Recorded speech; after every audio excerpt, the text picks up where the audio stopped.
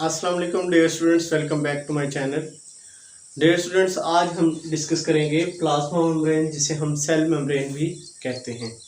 तो plasma membrane जो है dear students, it is outer most covering in case of animal cell and second protective covering in case of plant cell. इसका क्या मतलब है कि फर्ज करें हमारे पास एक एनिमल सेल है, तो ये एक एनिमल सेल है, तो इस एनिमल सेल की जो ये आउटर मोस्ट बाउंड्री होगी, this is known as cell membrane. इसको हम क्या नाम देते हैं? Cell membrane.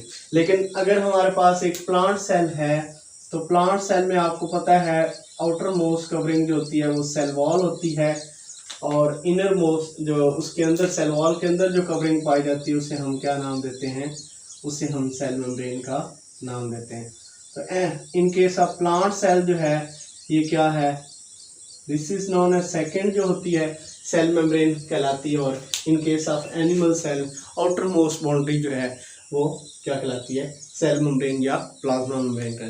डियर स्टूडेंट्स, इसका काम जो है it is act as a barrier. ये बैरियर के तौर पर प्रोटेक्टिव कवरिंग के तौर पर काम करती है, सेल को प्रोटेक्शन प्रोवाइड करती है बैरियर के। It act as semi permeable membrane भी हम कह सकते हैं, या डिफरेंशियल परमिएबल या सिलेक्टिवली परमिएबल मेम्ब्रेन कहते हैं। क्यों? क्योंकि it allows only a certain molecules to pass through them. जिस तरह हमारा घर का दरवाजा है, तो उससे वो चंद मॉलिक्यूल्स को, चंद बंदों को ही अलाउ करता है कि वो हमारे घर के अंदर एंटर हो सकें। तो इसी तरह जो सेल मेम्ब्रेन है ये भी एक सेल का, ऐसे समझें, एक डोर के तौर पे काम कर रहा होता है कि वो चंद मॉलिक्यूल्स को अलाउ करता है जिनका साइज जो है सेल मेम्ब्रेन के अंदर मौजूद पोर्स के बराबर होता है, उनको अलाउ करता है। बाकी जो बड़े होते हैं मॉलिक्यूल्स उनको अलाउ नहीं करता। तो ये इसी वजह से ये बैरियर के तौर पर काम करती है, प्रोटेक्टिव कवरिंग है, ये सिलेक्टिवली परमिएबल मेम्ब्रेन कहलाती है। इसकी अगर हम कंपोजिशन देखें तो इसके अंदर जो 60 से 80% डियर स्टूडेंट्स है वो क्या चीज़ पाई जाती है? प्रोटीन पाई जाती है। 60 से 80% जो है वो प्रोटीन पाई जाती है। 20 से 40% जो है इस सेल मेम्ब्रेन के अंदर लिपिड्स पाया जाता है। उसके अलावा ग्लाइकोप्रोटीन है, मीन के कार्बोहाइड्रेट्स की कुछ मिकदार होती है, ग्लाइकोप्रोटीन है, या कोलेस्ट्रॉल है, उसकी भी थोड़ी बहुत मिकदार मौजूद होती है। ये जो कोलेस्ट्रॉल है ये सेल मेम्ब्रेन के अंदर फ्लूइडिटी को मेंटेन करता है, तो ये वेरी इंपॉर्टेंट है। उसके बाद अगर हम इसकी स्ट्रक्चर को देखें तो स्ट्रक्चर के लिहाज से साइंटिस्ट ने दो मॉडल पेश किए हैं। वन जो है वो सैंडविच मॉडल है, जिसे यूनिट मेम्ब्रेन मॉडल भी कहते हैं, और दूसरा फ्लूइड मोज़ेक मॉडल है। सबसे पहले हम डिस्कस करते हैं सैंडविच मॉडल या unit membrane model. Sandwich model या यूनिट मेम्ब्रेन मॉडल ये कहता है डियर स्टूडेंट्स कि जो सेल मेम्ब्रेन है उसके अंदर दरमियान में क्या चीज़ है? लिपिड मौजूद है, और उसके दोनों साइडों पे क्या चीज़ है? प्रोटीन मौजूद है। कि लिपिड जो है उसके ऊपर साइड पे भी, ऊपर वाली साइड पे भी प्रोटीन मौजूद है, नीचे वाली साइड पे भी प्रोटीन मौजूद है। तो इसमें को हम सैंडविच मॉडल या यूनिट मेम्ब्रेन मॉडल, इसे सैंडविच मॉडल इस वजह से जो स्टूडेंट्स नाम दिया गया है। जिस तरह एक सैंडविच है, ऊपर भी ब्रेड होती है, नीचे भी ब्रेड होती है, दरमियान में हम कोई भी मटेरियल रखते हैं, तो वो ऊपर ब्रेड और नीचे वाली ब्रेड जो है वो किसके तौर पर? प्रोटीन के तौर पर काम कर रही है, और दरमियान में जो हम मटेरियल रख रहे हैं वो क्या है? लिपिड्स हैं। तो इस मॉडल को ज़्यादा कबूलियत एक्सेप्टेबल नहीं माना गया। उसके बाद दूसरा मॉडल जो मोस्ट एक्सेप्टेड मॉडल है वो फ्लूइड मोज़ेक मॉडल है। ये जो फ्लूइड मोज़ेक मॉडल है, according to this model, lipid membrane cell membrane is a lipid bilayer in which protein molecules are embedded in। के जो सेल मेम्ब्रेन है या प्लाज्मा मेम्ब्रेन जो है वो लिपिड बाइलेयर है, लिपिड की दोहरी तह पर मुश्तमिल है, और उसके अंदर प्रोटीन के मॉलिक्यूल्स जो हैं वो धंसे हुए हैं। तो जिस तरह आपको मैंने ये दिखाया, ये जो ब्लैक में नज़र आ रही है ये आपके पास लिपिड बाइलेयर है, ऊपर भी लिपिड की तह है, नीचे भी लिपिड की तह है। अब इसके अंदर जो प्रोटीन के मॉलिक्यूल्स हैं ये रेड में है या ग्रीन में है, ये प्रोटीन्स के मॉलिक्यूल्स हैं वो एम्बेडेड हुए हैं, धंसे हुए हैं।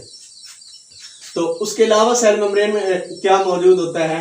इसके अंदर ये ग्लाइकोप्रोटीन भी मौजूद है, उसके बाद ये कार्बोहाइड्रेट्स भी इसमें थोड़ी सी मिकदार मौजूद है। उसके अलावा भी सेल मेम्ब्रेन के अंदर यहाँ पे कुछ मिकदार जो है हमने कंपोजिशन में भी डिस्कस की कि यहाँ पे कुछ मिकदार किसकी होती है? कोलेस्ट्रॉल की भी होती है।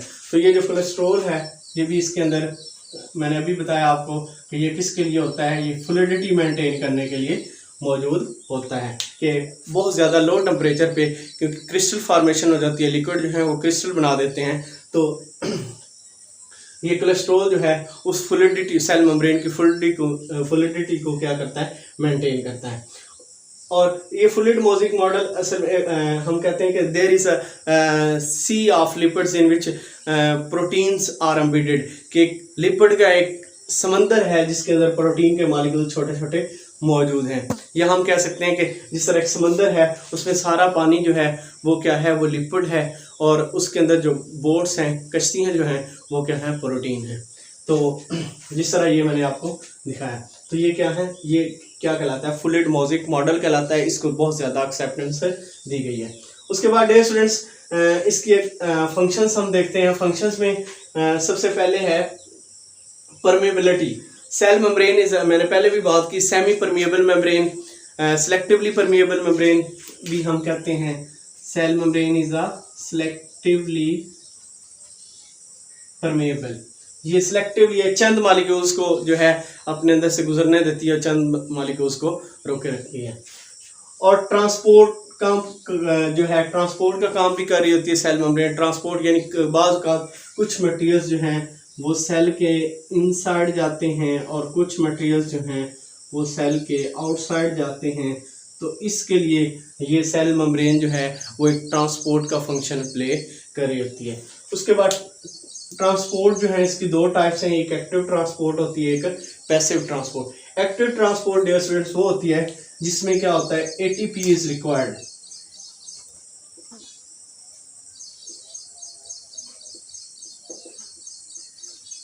ऐसी ट्रांसपोर्ट जिसमें एटीपी एनर्जी जो है वो यूटिलाइज होती है, उसको हम एक्टिव ट्रांसपोर्ट। इसमें मॉलिक्यूल्स जो हैं वो लो कंसंट्रेशन से हाई की तरफ मूव करते हैं, या movement of molecules from their low area of low concentration to area of high concentration with the expenditure of energy, this is known as active transport. इसको हम एक्टिव ट्रांसपोर्ट का नाम देते हैं। असल में ये एक्टिव ट्रांसपोर्ट किस के लिए होती है, ये कुछ आयंस को,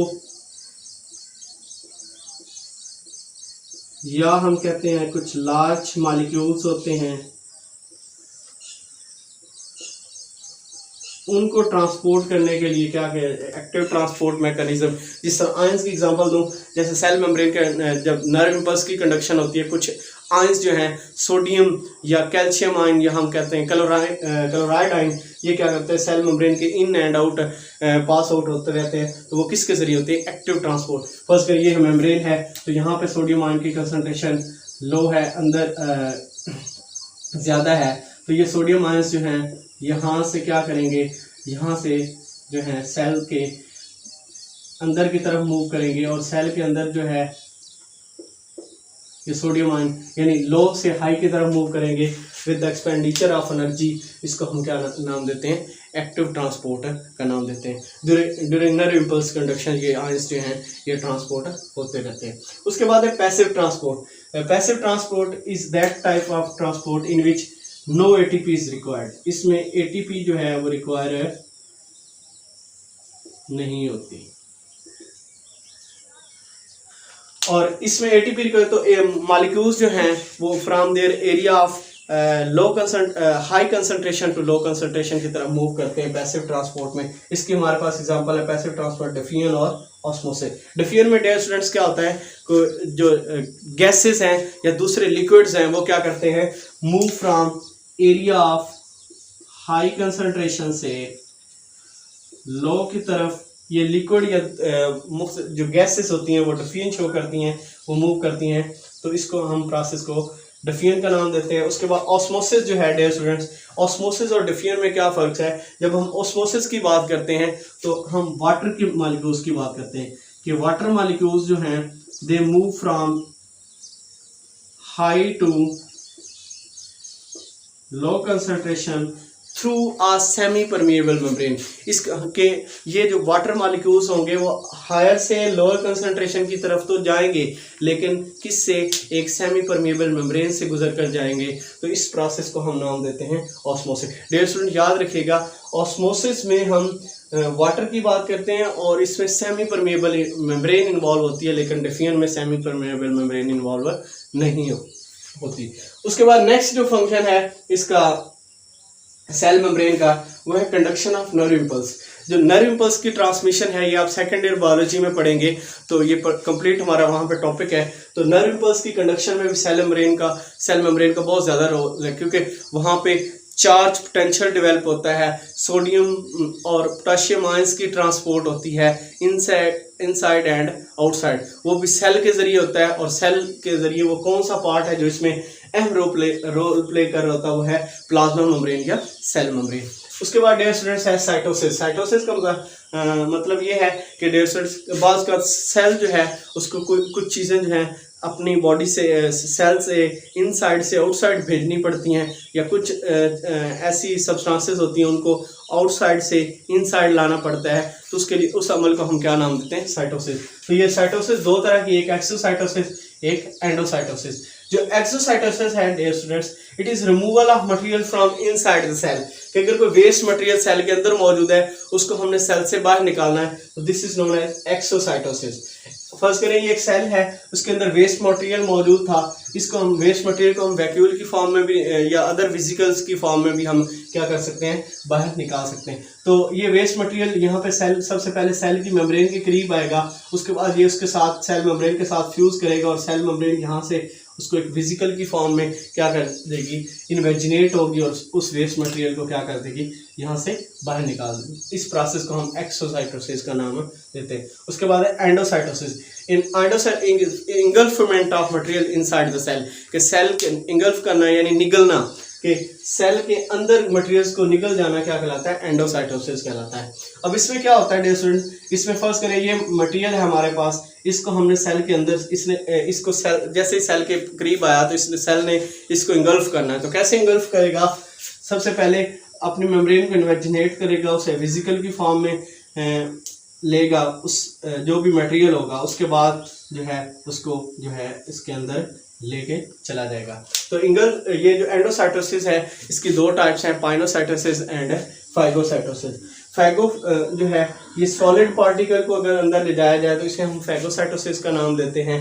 अगर लिक्विड पी से पाइनोसाइटोसिस पी से पानी, तो लिक्विड पार्टिकल को अंदर ले जाना क्या कहलाता है?